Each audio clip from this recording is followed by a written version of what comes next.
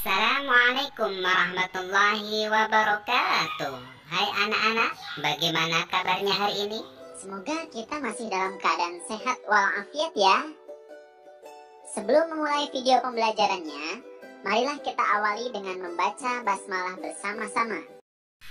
Bismillahirrahmanirrahim. Anak-anak, dalam video pembelajaran kali ini, insya Allah kita akan membahas tentang Allah Subhanahu wa Ta'ala Maha Esa. Semoga dengan kalian menonton video pembelajaran ini, kalian bisa menunjukkan bukti-bukti keesaan Allah Subhanahu wa Ta'ala.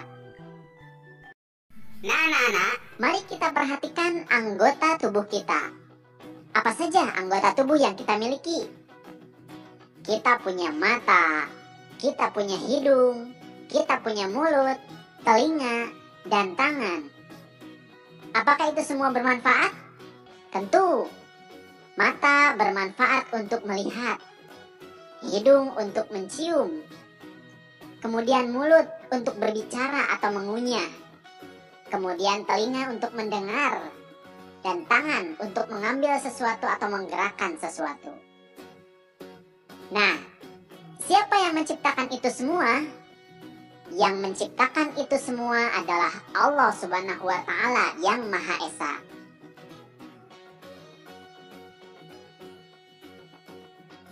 Apa maksudnya Allah yang Maha Esa?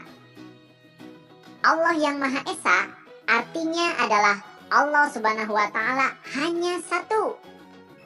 Allah Subhanahu wa Ta'ala tidak membutuhkan yang lain, justru kitalah yang membutuhkannya.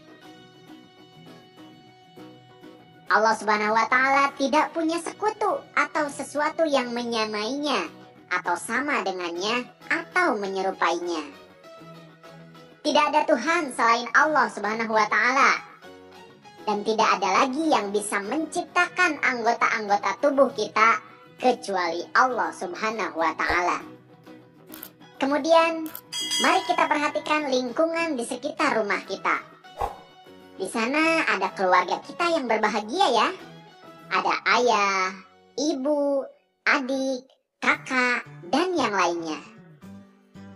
Siapa yang memberikan keluarga bagi kita? Tentulah Allah Subhanahu wa Ta'ala yang Maha Esa.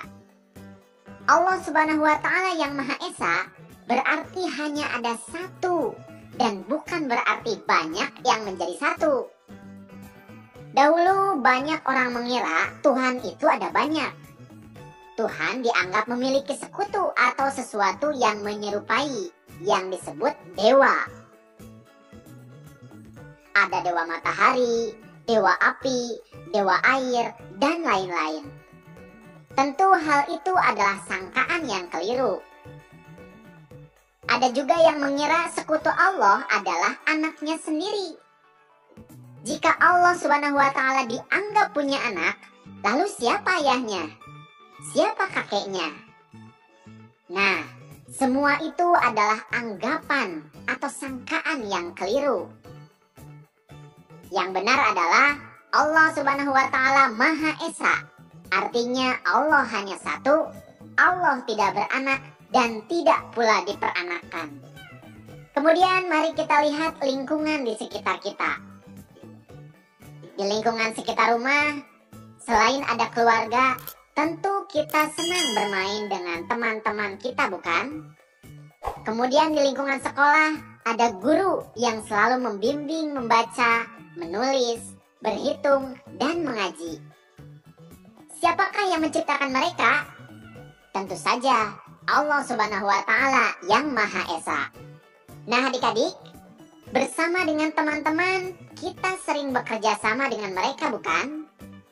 Misalnya ketika bermain bola, belajar kelompok, dan lain-lain.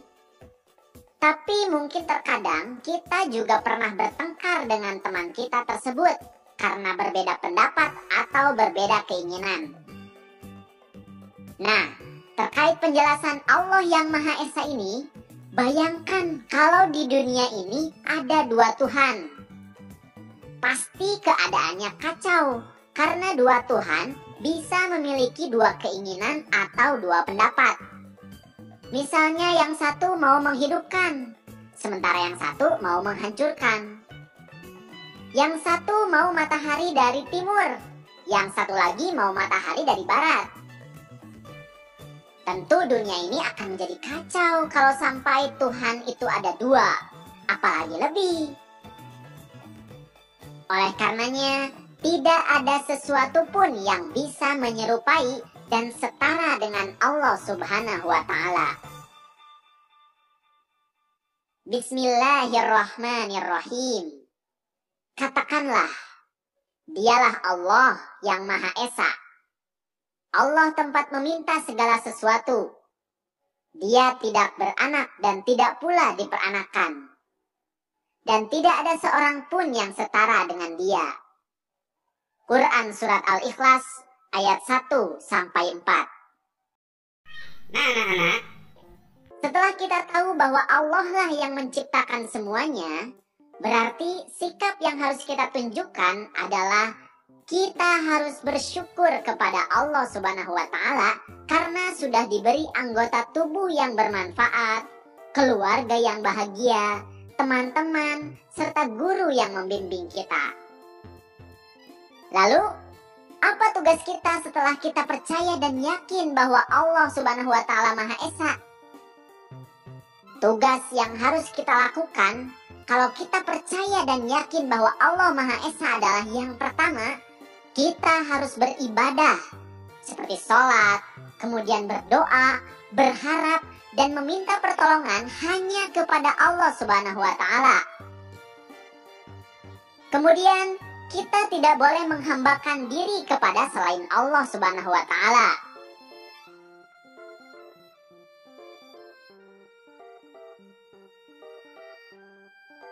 Selanjutnya, kita tidak boleh ada Tuhan lain atau menyekutukan Allah Subhanahu wa Ta'ala dengan sesuatu apapun.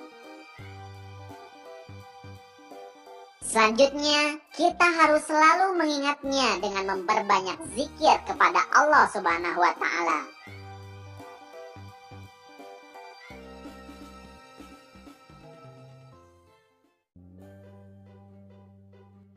nah anak-anak, itulah tadi Video pembelajaran tentang Allah Subhanahu wa Ta'ala Maha Esa.